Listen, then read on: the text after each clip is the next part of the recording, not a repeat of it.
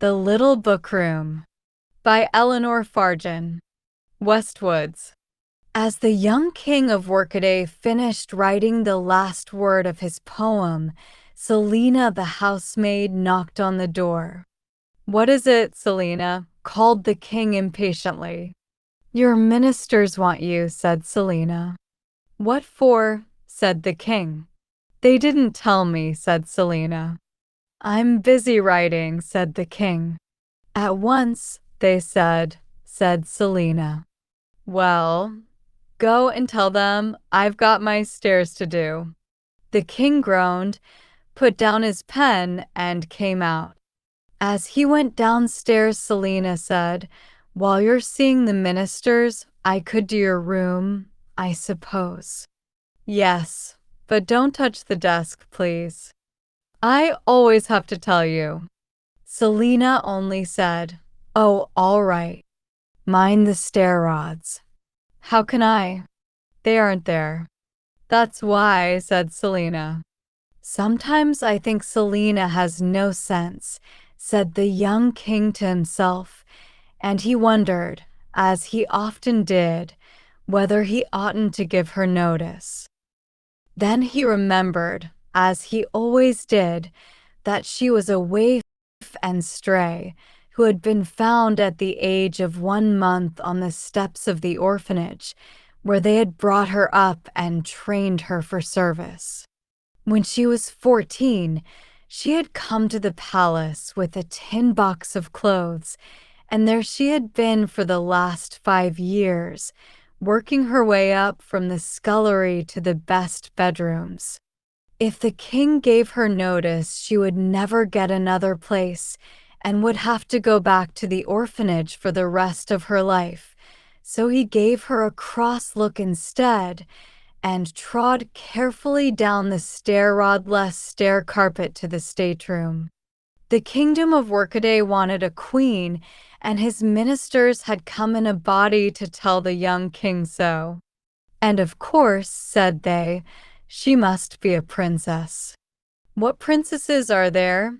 asked the young king, whose name was John, because, as the old king his father said when he was born, as a name John had always worked well, and no nonsense about it. They did not believe in nonsense in Workaday, and they kept their noses so close to their jobs that they couldn't see anything beyond them. But they did their jobs very thoroughly, and it was part of the minister's job to see that their king married a princess, and part of the king's job to marry her. John had been brought up to understand this, so he made no fuss when it came to the point and just asked, "What princesses are there?" The prime minister consulted his list. "There is the Princess of North Mountains, the country which lies to the top of Workaday on the map. And there is the Princess of Southlands, which lies at the bottom.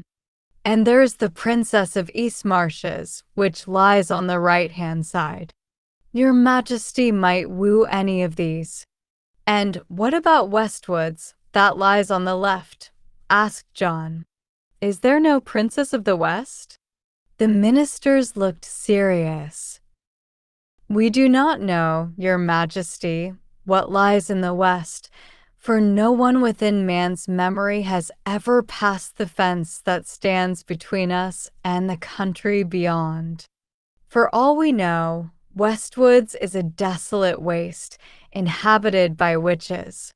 Perhaps it is a rich green land, peopled by lovely princesses," said the king. "Tomorrow I will hunt Westwoods and find out." "Sire, it is forbidden," the ministers cried in alarm. "Forbidden," repeated John thoughtfully, and then he remembered what he had forgotten since he grew up, how in his childhood he had been warned by his parents against ever venturing into Westwoods. "Why?" he asked his mother.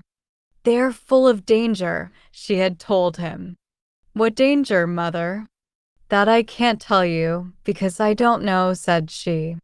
"Then how do you know there is any danger, mother?" "Everyone knows it."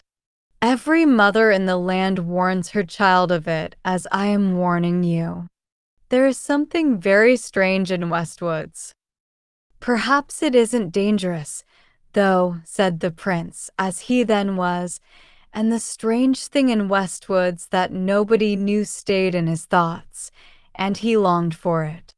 So much that one day he ran away and tried to get into the woods, but when he reached them, he discovered a tall wooden fence, too high for a child to see over and too close for a child to peep through.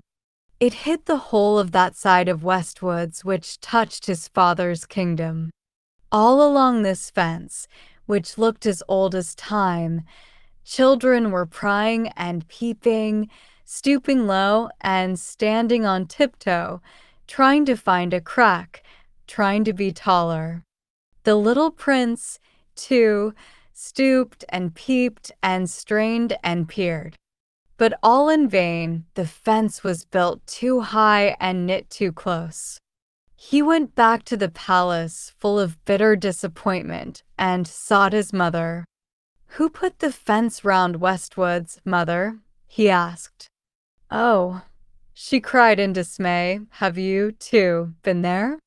Nobody knows who put the fence up or when.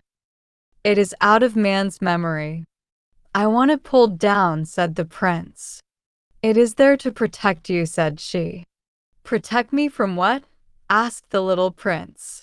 But as she did not know, she could not tell him, so she shook her head and put her finger on her lips. In spite of this protection of the fence, the mothers of Workaday had always warned their children of the dangers that lay beyond it, and the children had always run at once to try to find cracks to look through. No Workaday child ever lost its wish to get into Westwoods until it grew up and got married and had a child of its own. And then it warned its own child of the dangers it had never seen. It was no wonder, then, that when John declared he would go hunting in Westwoods, the ministers were afraid for their children. They cried out again, "It is forbidden." "So my mother told me when I was a boy," said John. "We will hunt Westwoods tomorrow." "Your Majesty, all the fathers and mothers in the land will rise against you if you pull down the fence." "We will jump over the fence," said the young king, "and we will hunt Westwoods tomorrow." He went to tell Selina to put out his things and found her leaning on her broom over his desk, reading what he had been writing. "Don't do that," said the king sharply. "Oh, all right," said Selina. She moved off and began dusting the mantelpiece. The king waited for her to say something else, but as she didn't, he had to. He said rather coldly, "I'm going hunting tomorrow. I want you to put out my things." "What things?" asked Selina. "My hunting things, of course," said the king, and thought, "She really is the stupidest girl I know." "All right," said Selina. "So you're going hunting then?" "Didn't I tell you so?" "Where are you hunting?" "In Westwoods." "Never," said Selina. "I wish," said John, in a great state of exasperation, "you would understand that I mean what I say." Selina began to dust the desk, and a flick of her duster sent the king's writing onto the floor. The king picked it up angrily, hesitated, got rather pink, and at last said, "So you read this, did you?" "HM," assented Selina. There was a rather long pause. "Well," said the king. "It's a bit of poetry, isn't it?" asked Selina. "Yes, I thought it was," said Selina. "Well, I think your room's about done now." And she took herself out of it. The king felt so cross with her that he crumpled his bit of poetry into a little ball and threw it into the waste paper basket just to pay her out. The morrow came, and the hunt set forth for Westwoods. The eager young king rode first on his white horse, and his company of huntsmen and courtiers followed after. Presently the tall fence came in sight, but to the king it did not look so tall as it had done when he was a child. All along it children still crouched or stood in vain on tiptoe, trying to see through or over it. "Stand aside, children," cried the king, and put his horse at the fence. Over it went like a big white bird, and behind him clattered his courtiers. But not one followed where he had led the way. Some of them were fathers who had warned their little ones of such dangers that now they were afraid of them themselves, and some of them were sons who, men though they were, had been warned anew that morning by their parents. When the word went round that the king was hunting in Westwoods, so one and all, fathers and sons, turned back their horses at the wooden fence, and only the king, being an orphan and a bachelor, took the leap and rode into the woods alone. When he alighted on the other side, his first feeling was one of disappointment. His horse stood pastern-deep in withered leaves, and in front of him was a barrier of brushwood, dry twigs and branches, dead ferns and grass, all piled and mingled together, covered with white lichen and black rot. Caught in the barrier was a medley of all sorts of broken rubbish, torn pictures and broken dolls and tea sets, rusty trumpets, old birds' nests, and faded wreaths of flowers, bits of ribbon and rags, glass marbles chipped and useless, books without covers, their pages scribbled over with pencil marks, and battered paint boxes with few paints left in them, and those so cracked that they were past painting with. 1,000 other things, too, all as past use as one another. The king handled one or two, a humming top with a broken winder, and the fragments of a kite without a tail.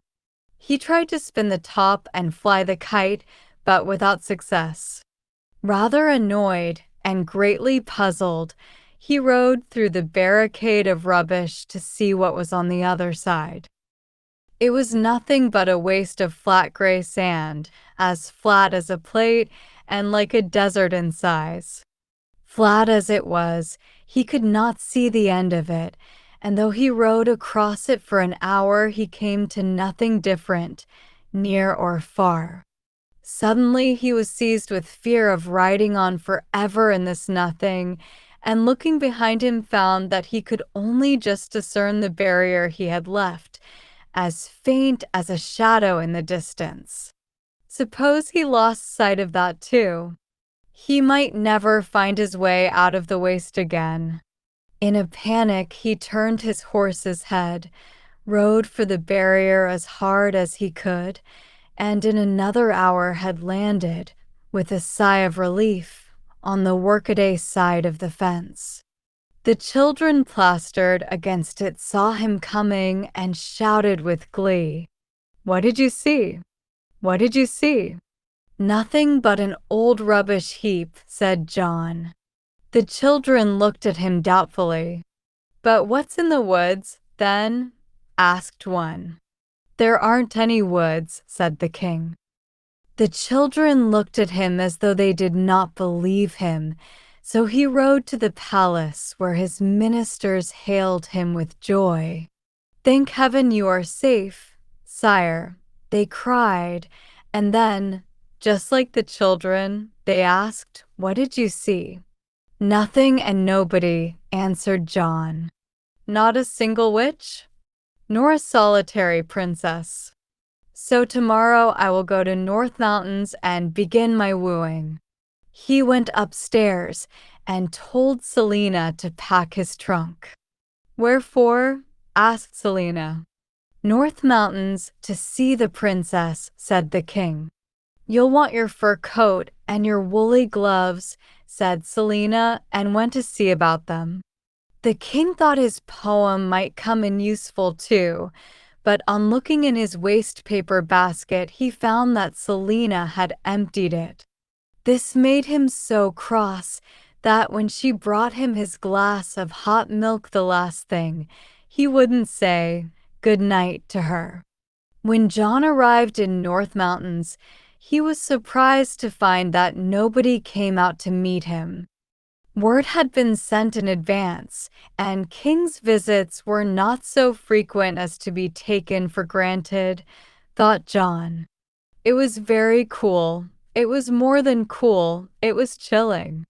Some people were going about their business in the streets, and he saw others in the shops and houses as he passed, but nobody so much as glanced at him, or if they happened to, their expressions did not change. Not that they have any expression to change, thought John. I've never seen such stiff, cold faces in my life. They sent a shiver through him, and so did the air, as still as frozen snow. It was not a very encouraging beginning. However, the young king pushed on to the palace, which stood upon a glacier on a mountaintop and was as bright as though it had been built of ice. It was a long and difficult climb for his horse, and by the time he reached the summit his hands were red and his nose was blue. A tall and silent porter took his name at the door and motioned John to follow him to the throne room. John did so, feeling that he was not looking his best. The throne room was hung in white and felt exactly like a refrigerator. John looked for a fire and saw a great fireplace filled with blocks of ice. At the far end of the room, the king of North Mountains sat on his throne, and his courtiers stood in rows as stiff as statues down the two sides. The women were dressed in white, the men in glassy armor, and what the king wore could not be seen for the great white beard which flowed like a cascade from his chin and cheeks and hid the rest of him beneath it. At his feet sat the princess of the north, completely covered with a snowy veil. The porter paused at the door and whispered, "King John of Workaday." The sound scarcely broke the stillness in the throne room.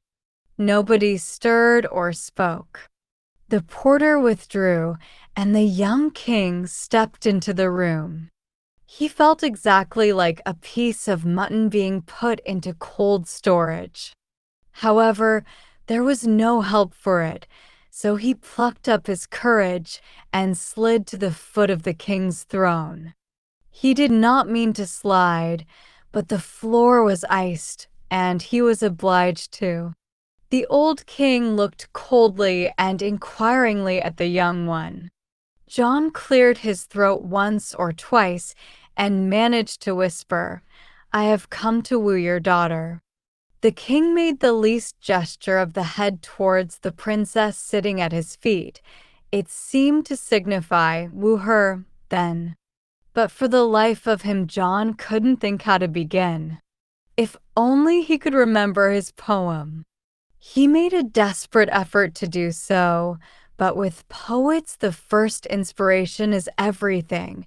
If the poem is lost, they can never do it quite the same again. However, he did his best, and kneeling before the silent figure of the princess, he whispered, "You're whiter than snowflakes, you're colder than ice. I can't see your face, and perhaps it's not nice. I don't want to marry a lady of snow, but I've come to propose, and I hope you'll say no." Such a complete silence followed his proposal that John began to think he must have got his poem wrong. He waited about 5 minutes, bowed, and slid backwards out of the throne room. When he got outside, he slapped his arms round his chest, said, "Phew," several times, jumped on his horse, and rode back to Workaday as fast as he could. "Is all settled?" asked his ministers. "Quite settled," said John. His ministers rubbed their hands with glee. "And when will the wedding take place?" "Never," said John, and went up to his room and called for Selina to light the fire. Selina was good with fires and had a splendid one burning in a jiffy. While she was tidying the hearth, she asked, "How did you like the Princess of the North?" "Not at all," said the king. "Wouldn't have you, wouldn't she?" "Learn to know your place, Selina," snapped the king. "Oh, all right. Anything more?" "Yes. Unpack my bag and pack it up again. Tomorrow I'm going to see the Princess of Southlands. You'll want your straw hat and your linen pajamas," said Selina, and prepared to leave the room.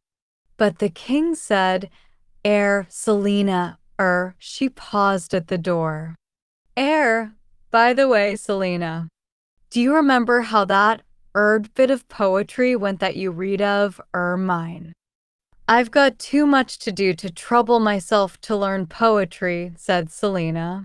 She went out, and the king was so cross that when she returned with a really hot water bottle for his bed, he never said so much as thank you. The next day the young king set out for Southlands, and to begin with he found the journey so pleasant that he was filled with hope and pleasure. The sky was blue, the air was still, and the day was sunny. But as he went on, the sky grew bluer and bluer, the air stiller and stiller, and the day sunnier and sunnier, till, by the time he arrived, his pleasant feelings were overcome with languor. The land was heavy with the scent of roses, and the sun burned so fiercely that it was painful to gaze at the glaring sky, while the heat rising up from the baked earth melted the very shoes upon his horse's hoofs. The horse itself could scarcely move its limbs, and the perspiration streamed down its glossy flanks and down the forehead and cheeks of its master. As before, a messenger had gone ahead to announce his coming, and as before, nobody came to meet him. The royal city was as silent as sleep. The windows stood with all blinds drawn, and nobody stirred in the streets. However, there was no need to ask the way. The palace, built of burnished gold, with golden domes and spires, glittered a mile off as brightly as the sun itself. The king's horse dragged itself to the gates and sank exhausted on the ground. It was as much as the king himself could do to stagger from his saddle and give his name to the big fat porter in the hall. The porter merely yawned and took no notice, so John had to find his own way into the throne room. There on a magnificent golden couch reclined the king of Southlands, with the princess lolling on a mass of golden pillows at his feet. All round the room lounged the courtiers on gilded ottomans, piled high with cushions. They all wore cloth of gold, and John could hardly tell among their tumbled heaps which were the people and which the golden pillows. But there was no doubt about the king and his beautiful daughter, for she was beautiful, thought John, only very, very fat. Her father was still fatter. He smiled a slow, fat, drowsy smile as John drew near, but made no other effort. "I have come to woo your daughter," murmured John. The king's smile grew a little fatter and a little drowsier, as though he were saying, "Well, I don't mind." And as everybody seemed to be waiting for John to do something, he thought he had better begin. But words and energy failed him, and in despair he decided to recover, if he could, his lost poem, which he was certain would touch the heart of the princess. His head was swimming, but at last he thought he remembered it, and sinking on his knees before the reclining lady, he murmured, "You're fatter than butter, you'd melt by the fire. You're very much fatter than I could desire. When I see you, my courage commences to ooze, but I've come to propose, and I hope you'll refuse." The princess yawned in his face. As nothing else whatever happened, he rose to his feet, made his way outside, stood his horse up on its 4 legs, clambered onto its back, and ambled back to Workaday. "I don't think that could have been the poem," he said to himself several times on the way. The ministers were awaiting him with eagerness. "Is everything arranged?" they asked. "Are you and the Princess of the South of one mind?" "Entirely," said John. The ministers beamed with satisfaction. "And when does she become your bride?" "Never," said John, and went up to his room and called for Selina to bring him an iced orange squash. She made them very well, and soon had one ready for him in a tall glass with straws in it, and a little ball of orange-colored ice bobbing on top. While he sucked it up, she asked, "How did you get on with the Princess of the South?" "I didn't," said John. "Didn't take to you, didn't she?" "Mind your place, Selina." "Oh, all right. Is that all for now?" "No. Tomorrow I am going to see the Princess of East Marshes."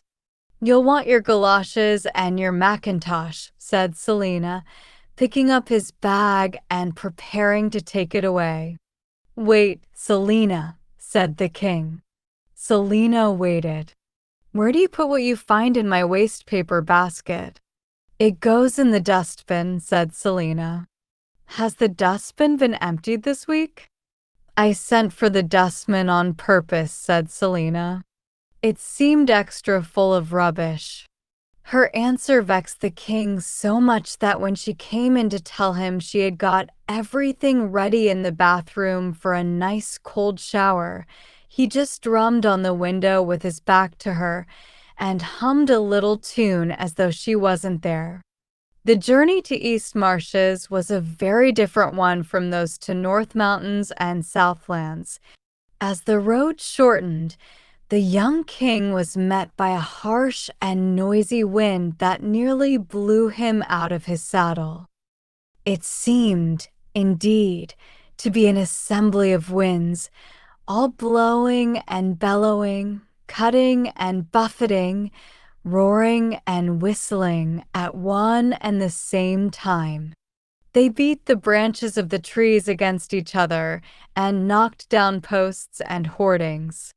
Such a din and clatter beset John's ears, and such ado had he to keep his hat on his head and himself on his horse, that he could hardly look about him to see the nature of the land. He was only aware that the countryside was bleak and damp, and that the city was built of gray stone without any beauty. "But you can't call this quiet," said John to himself, comparing it with the silence of the north and the slumber of the south, and indeed you could not. Everybody in the city seemed to be rushing here and there, doing vigorously whatever he was doing. Windows rattled, doors banged, dogs barked, carts thundered through the streets, and people shouted at the tops of their voices as they stamped about their business. "I wonder if I am expected," thought John, for here, too, a messenger had preceded him, and as he neared the palace, which was built of square blocks of granite, he was gratified to see the doors fly open and a crowd of people stream towards him. They were led by a girl in a short skirt, flying hair, and a stick in her hand, who rushed up to the king, seized his horse by the mane and shouted, "Can you play hockey?" Before John could answer, she bawled, "We're one man short. Come along," and pulled him to the ground. A stick was thrust into his hand, and before he knew where he was, he found himself dragged to a great open field behind the palace, ankle-deep in mud. It stood at the edge of a cliff, and below him he could see cold, gray, angry waves lashing rocks, while up above the wind smacked the people in much the same way. The game began, and whose side he was on, and what it was all about, John never found out. But for an hour he was slapped by the wind, hacked at by sticks, and stung with the salt spray of the sea. Voices yelled in his ear, hands hurled him violently hither and thither, and mud spattered him from top to toe. At last the game seemed to be over. He sank down exhausted. But even then he was not allowed to rest, for the same girl thumped him on the back and said, "Get up. Who are you?" John answered faintly, "I am the king of Workaday." "Oh, indeed. And what have you come for?" "To woo the princess." "You don't say so." "Well, go ahead." "But you aren't," began the young king feebly. "Yes, I am." "Why not?" "Quick fire." John made a wild effort to muster his thoughts and get hold of his lost poem, but what tumbled out of his mouth was this: "You're louder than thunder, you're harsher than salt. We're made as we're born, so it isn't your fault. My tastes are not yours, and your manners aren't mine, but I've come to propose, and I hope you'll decline." "Well, I never," bawled the princess, and lifting her hockey stick high above her head, she made for him. Behind her came her crowd of indignant courtiers, each with his stick raised. John gave one glance at the muddy, rowdy crew, turned, and fled. He had only just time to scramble onto his horse's back and put it to the gallop before the sticks descended on him. He did not slacken speed until the shouts of the Eastmarchers were lost on the wind. That, too, died down in time, and at last the young king came, muddy, weary, and breathless, to his own door. The ministers were waiting for him on the steps. "Greeting, sire," they cried. "Are you and the Princess of the East agreed?" "Absolutely," gasped John. The ministers danced for joy. "And when will she name the happy day?" "Never," bawled John, and rushed up to his room and shouted for Selina to come and turn down his bed. She was very quiet and deft about it, and soon had it looking invitingly restful and ready for him. As she put out his dressing gown and bedroom slippers, she asked, "What do you think of the Princess of the East?" "I don't," scowled John. "Hadn't any use for you, hadn't she?" "You forget your place, Selina." "Oh, all right. Will that do then?" "No, it won't," said John. "It won't do at all. Nothing will do until what?" "Until I find my poem." "Your poem? That bit of poetry, do you mean?" "Of course I do." "Well, why couldn't you say so before?" said Selina, and took it out of her pocket. The young king stamped with exasperation. "You've had it all the time, then," he cried. "Why shouldn't I?" "You threw it away. You said you'd emptied it in the dustbin." "That I'm sure I never did." "You said you couldn't remember what it was about." "No more I can." "I never could learn my poetry lesson." "But you kept it all the same." "That's quite another thing." "Why did you?"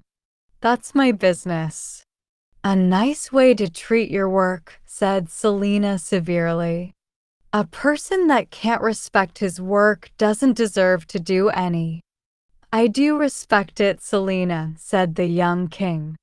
I do, really. I was sorry I crumpled it up and threw it away. I only did because you didn't like it. I never said so. Well, did you? It was all right. Oh, Selina, was it? Was it Selina? Oh, Selina, I've forgotten it. Read it to me. That I shan't, said Selina. Perhaps it'll teach you another time to remember what you write before you throw it away. I do remember it, cried the young king suddenly. Oh, yes, I remember it perfectly now. Listen. And seizing her hand, he said, You're nicer than honey, you're kinder than doves, you're the one sort of person that every man loves. I can't live without you. I cannot say less, so I've come to propose, and I hope you'll say yes. There was a pause while Selina fiddled with her apron. Wasn't that it? Asked the young king anxiously. More or less. Selina, say yes. Say yes, Selina. Ask me tomorrow, said Selina in Westwoods. Westwoods, exclaimed John in surprise. You know it's forbidden. Who forbids it? Our fathers and mothers. Well, I never had any, said Selina. I came out of an orphanage. Then do you go to Westwoods? Asked the king. Yes, regular, said Selina. On all my days out. Tomorrow's my half day. If you care to meet me at the back door, we'll go there together. How do we get in? There's a hole in the fence. And what shall we want, asked the king, to take with us to Westwoods? Just this, said Selina, and put the poem back in her pocket. The next day, after lunch, when Selina's work was done, and she had made herself tidy, and put on her pink blouse trimmed with lace and her hat with ribbons on it, the young king met her at the back door. And they set off hand in hand for the fence that divided Workaday from Westwoods. As usual, there was a little crowd of children peeping and prying up and down, and they looked inquisitively at the king and Selina as they, too, began to follow the slats of the fence, each of which Selina tapped with her finger, counting under her breath.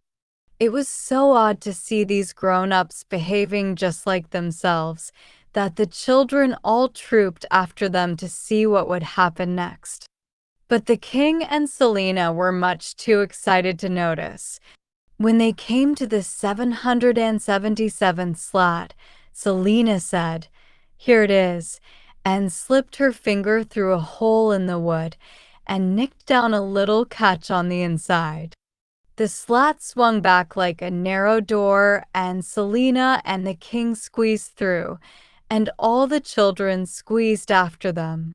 Once inside, the king rubbed his eyes, for he could hardly believe them.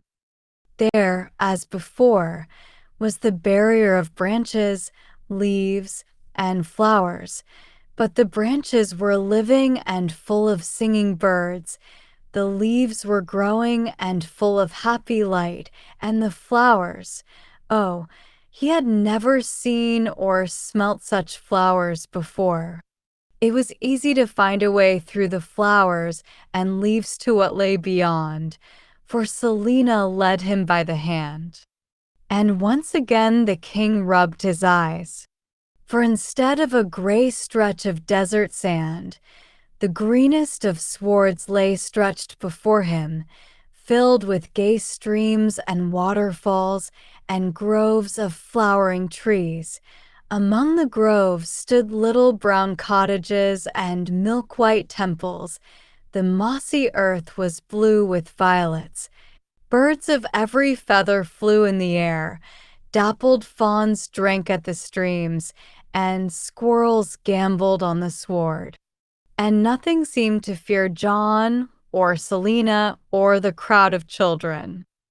Beyond the groves a golden seashore lay, a lovely bay of glittering sand and shining shells and colored pebbles, a blue and emerald sea, transparent as glass, ran the length of it in ripples until it met the point of a gleaming cliff, in which were alabaster caves and hollow gulls, swans, and seabirds wheeled like silver streaks over the water, or stood preening their feathers on the sand. And they, too, were as fearless as the creatures of the wood. Everything was bathed in radiant light, like mingled sun and moonshine, and was as it is in the loveliest dreams. "Oh, Selina," sighed the king, "I never saw anything like this before." "Are you quite sure?" said Selina. And the king wasn't sure. Yes, he had smelt such flowers and seen such streams and wandered on such shores in, when was it? Oh, in his very earliest childhood. And one by one he had lost sight of them, as they had seemed to die or be less beautiful, and someone, he supposed, had tossed them over the fence as he began to grow up in Workaday. But there were other things besides the magic glades and shores in Westwoods, for the children who had followed through the fence were now running eagerly hither and thither, racing on the moss, paddling in the streams and in the sea, playing with the sand and flowers and shells, and trooping through the caves and cottages.